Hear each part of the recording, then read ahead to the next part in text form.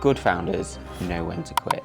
One of the biggest myths in business is that successful people never give up. That's not true. Some of the most successful people I know have quit more times than you can possibly imagine. I've met people who've had a business and they've been going at it for years and years and years, and they probably know themselves it's going nowhere, but they've got this thing in the back of their mind: never give up, just don't stop. You need to know when something isn't working because you've learned something. Call it a day, move on, pivot, do something else. There is no science around the right time to quit, but there's a point where you've got to be honest with yourself and say, this isn't working out. That's okay. Don't waste any more time. Put your energy into something that will work out. Take all the lessons you've learned from what's gone wrong and what's gone right, and you can go again.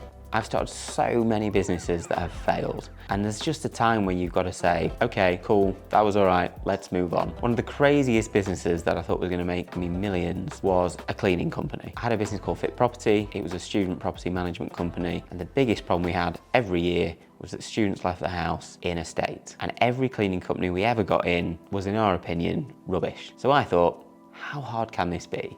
Hire a bunch of people, pay them well, give them all the tools they need.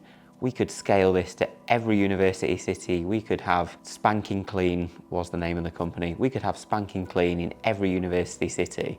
And I think I'd done the maths on a spreadsheet, and for like the 2 months over the summer, we were going to make something like £10 million.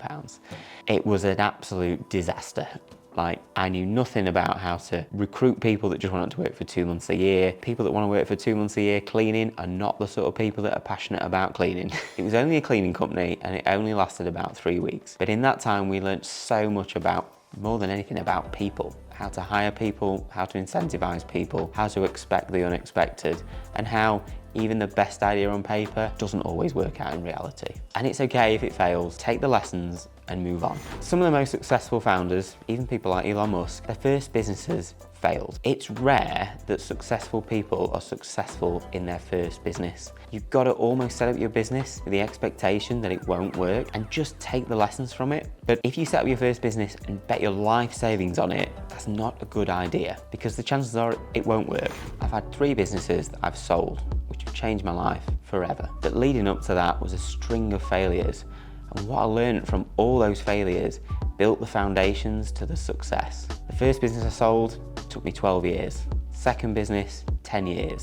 Third business, 3 years. And in those 3 years, we applied all the lessons I'd learned throughout all the failures. And in 3 years, I made more money than I've ever made in my entire life.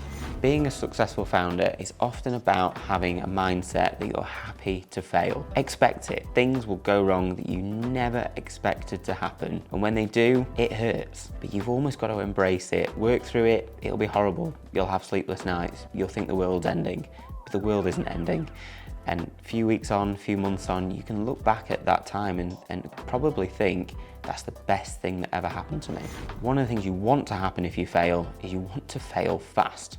Now, there's a bit of a cliche because people say, move fast and break things. Don't necessarily agree with that. Failing is different to breaking things. A good example of this is, back in 2016, I started an energy company that supplies gas and electricity to people's homes. It failed after about 12 months. I think we got to about month 14, and I'm so glad it did. At the time, it felt like the worst thing that was ever gonna happen. I genuinely got depressed, was super anxious, and I thought I'm definitely not cut out to run my own business. But looking back, I'm so glad it failed so fast. There were other people that started at a similar time in a similar industry, and they managed to drag out their business for 4 or 5 years and then fail. That's far worse than failing after 12 months. Moving on, learning the lessons, and building something even better. After every failure, it's important to reflect. Don't do it in the moment, because in the moment, it feels like the worst thing that's ever happened to you. But give it a week, 2 weeks, 2 months, however long you need. Sit down, talk to a friend, talk to a colleague, just go through how it happened. If you can understand how it happened, you can avoid making those mistakes again. Although I guarantee you probably will make those mistakes again, but you don't want to.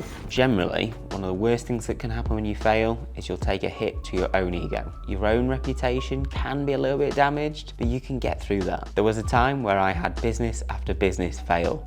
I I think I had 3 businesses go into administration 1 year after the other, and I thought, my God, I'm not cut out for being a founder. I'm never going to be a success in business. In my last business, Mina, one of our investors was the lawyer that represented me 3 times for 3 failed businesses. And when I say represented me, we hadn't done anything illegal, but there's a process you've got to go through when you put your business into administration. And I remember he said to me, I must be crazy to invest in you. There's nobody else that I know who's failed more times, but you must have learned something through all them failures. And I just believe that this is the one you're going to succeed in. And I think we returned about 10 or 12 times his money within 3 years. He got his feeling right. But the lesson here is, just because you failed doesn't mean you're bad. It just means you've got it wrong. Everybody gets it wrong. It's a bit cliche, but you don't run before you can walk.